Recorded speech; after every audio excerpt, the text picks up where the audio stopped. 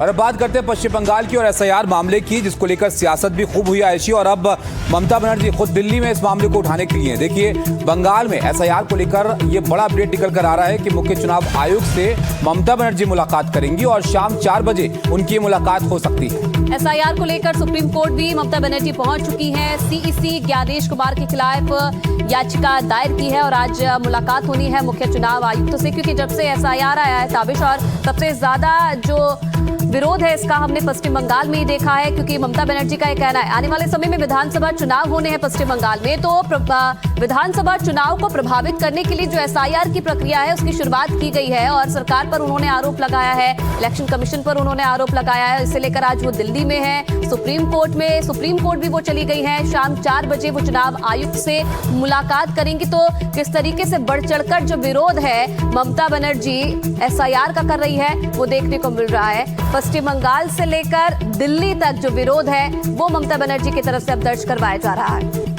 और देखिए एसआईआर के मुद्दे को लेकर कई गंभीर आरोप भी ममता बनर्जी यहां पर लगा रही हैं। माइक्रो मैनेजमेंट को लेकर उनकी शिकायतें हैं कि उससे जो वोटर हैं वो प्रभावित हो रहे हैं। कई लोगों की इस दौरान जान चली गई है, उसको लेकर वो चुनाव आयोग को जिम्मेदार ठहरा रही हैं कि लोग इस तनाव में हैं कि उनका कहीं नाम ना कट जाए वोटर लिस्ट से, इसलिए जो है वो कई लोगों की यहाँ पर मौत हो गई है। ये तमाम चीजें हैं जिसको लेकर ममता बनर्जी लगातार सवाल खड़े कर रही हैं और गंभीर आरोप उनका ये भी है कि एसआईआर के बहाने एनआरसी लागू करने की कोशिश यहाँ पर की जा रही है। अब क्या होता है इसमें यहाँ पर देखना होगा। बहरहाल एक तरफ कोर्ट में ये मामला है, सुप्रीम कोर्ट में इसको लेकर सुनवाई होगी, तो किस तरह से पक्ष यहाँ पर रखे जाते हैं वो भी महत्वपूर्ण होगा। दूसरी तरफ सीईसी ज्ञानेश कुमार से मुलाकात ममता बनर्जी यहाँ पर करेंगी, उससे पहले भी पत्राचार वो कर चुकी हैं चुनाव आयोग के साथ। अब मुख्य चुनाव आयुक्त के साथ इस मुलाकात में क्या अपडेट आता है वो यहाँ पर देखना होगा। बिल्कुल, और जैनेंद्र हमारे सहयोगी इस खबर पर और ज्यादा जानकारी हमें देंगे। जैनेंद्र, पश्चिम बंगाल से दिल्ली तक एसआईआर का विरोध कर रही हैं ममता बनर्जी। आज कई कार्यक्रम है जहां वो मुख्य चुनाव आयुक्त से मुलाकात भी करने वाली हैं और इस पूरे मुद्दे को लेकर सुप्रीम कोर्ट भी पहुंच गई है, और क्या कुछ अपडेट है? बिल्कुल, दिल्ली के दौरे पर पश्चिम बंगाल की मुख्यमंत्री ममता बनर्जी पहुंच चुकी हैं। कल शाम वो दिल्ली आई और आज बहुत ही अहम एक मुलाकात उनकी होनी है मुख्य चुनाव आयुक्त से। वो मिलेंगी, शाम 4 बजे का वक्त है।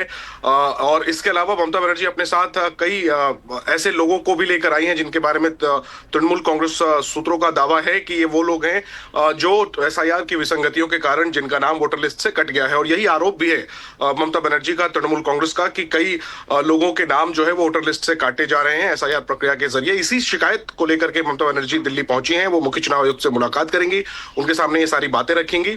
और इसके अलावा हालांकि वो कार्यक्रम अभी ऑफिशियली अनाउंस नहीं किया गया है, लेकिन बताया जा रहा है कि सुप्रीम कोर्ट में इस मामले एसआईआर मामले की जो सुनवाई चल रही है अलग अलग मामलों में, उसमें से पश्चिम बंगाल का एक मामला जो है उस मामले में सुप्रीम कोर्ट में सुनवाई के दौरान ममता बनर्जी रहना चाहती हैं। 3 या 4 तारीख को वो मामला है, हालांकि अभी तक वो ऑफिशियल नहीं है। और आज शाम मुख्य चुनाव आयुक्त से मुलाकात से पहले संसद भवन भी ममता बनर्जी के आने का कार्यक्रम बताया जा रहा है, जिस दौरान वो अपने पार्टी के सांसदों और संभव है जब संसद में वो होंगी कुछ और अपोजिशन पार्टीज के नेताओं से मुलाकात कर सकती हैं। तो काफी कुछ है हलचल के तौर पर जो आज दिख सकता है इस मामले को लेकर। बहुत शुक्रिया जैनेंद्र आपका इस सब जानकारी के लिए। अब देखिए ममता बनर्जी इस मामले को दिल्ली में किस तरह से यहाँ पर उठाती हैं, क्योंकि इस पर कई बयानबाजी हम देख चुके हैं बीते वक्त में और एक सियासी मुद्दे के तौर पर इस मसले को यहाँ पर देखा जा रहा है। आगे बढ़ते हैं आयुष। बिल्कुल, देखिए अब पश्चिम बंगाल के बाद महाराष्ट्र की करते हैं। वहां पर भी सियासत काफी गरमाई हुई है, क्योंकि अजीत पवार की मौत के बाद लगातार ये कहा जा रहा था कि एनसीपी का विलय हो जाएगा। इन सवालों के बीच शनिवार को सुनेत्रा पवार ने डिप्टी सीएम पद की शपथ ले ली है। लेकिन सियासी हलचल यहाँ पर थमी नहीं है। सियासी हलचल के बीच संजय राउत ने एक बड़ा बयान यहाँ पर दे दिया है। राउत ने शरद पवार के उस बयान का समर्थन किया है जिसमें उन्होंने सुनेत्रा की शपथ को लेकर सवाल उठाए थे। मी सुनेत्रा अजित पवार गांभीर्यपूर्वक प्रतिज्ञा करते की कायद्याद्वारे स्थापित झाले आहे। सुनेत्रा अजित पवार महाराष्ट्र की पहली महिला डिप्टी सीएम बन गई, लेकिन सवाल ये है कि एनसीपी का क्या होगा। चाचा और भतीजे की पार्टी के विलय का जो सवाल कल तक पूछा जा रहा था, अजित पवार के निधन के बाद उसका जवाब क्या है? इंडियाच्या सोबत आम्ही आहोत। एनडीए में रहने का हमारा निर्णय कायम है और हम इस पर अड़िग रहेंगे। मैंने विलय को लेकर एक भी वाक्य नहीं बोला है। हमारी भूमिका पूरी तरह स्पष्ट है। एनसीपी को दादा अजित पवार ने खड़ा किया है। एनडीए में जाने का निर्णय सामूहिक था, जिस पर जनता ने भी मुहर लगाई है। आमची मूळ विचारधारा धर्मनिरपेक्ष विचारधारा। अजीत पवार के बेहद करीबी रहे सुनील तटकरे साफ कह रहे हैं कि एनसीपी को दादा अजीत पवार ने खड़ा किया। एनडीए में जाने का निर्णय सामूहिक था, जिस पर जनता ने भी मोहर लगाई है, इसलिए एनडीए छोड़ने का सवाल ही पैदा नहीं होता।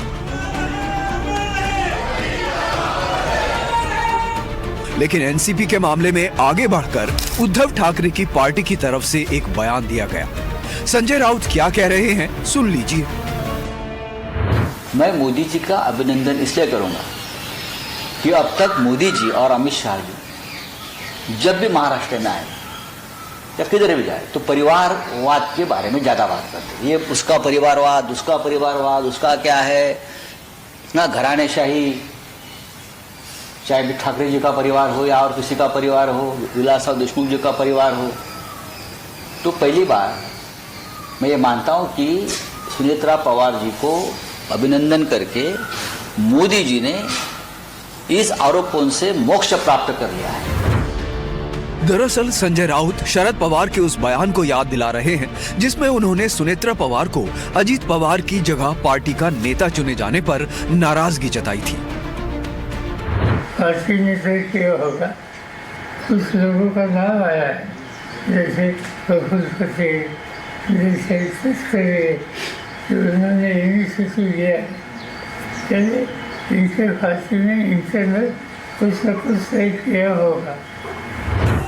अब एनसीपी का विलय हो या ना हो, लेकिन इस मामले में उद्धव ठाकरे की पार्टी का आगे बढ़कर बोलना और शरद पवार की तरफदारी करना क्या संकेत देता है?